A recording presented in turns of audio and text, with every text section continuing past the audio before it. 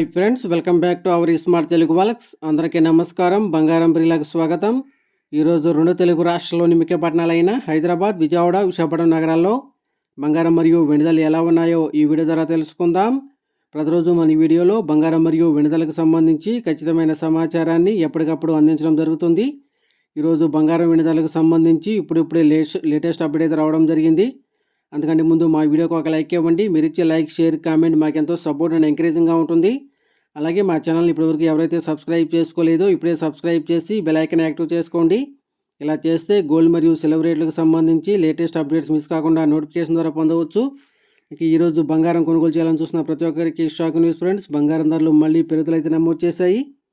18 క్యారెట్ల 10 గ్రాముల బంగారంపై 410 రూపాయల పెరుగుదల నమోదు చేసి 76,550 రూపాయలు దశలవుతూ ఉండగా 22 క్యారెట్ల 10 గ్రాముల బంగారంపై 500 రూపాయల పెరుగుదల నమోదు చేసి 93,550 రూపాయలు దశలవుతుంది.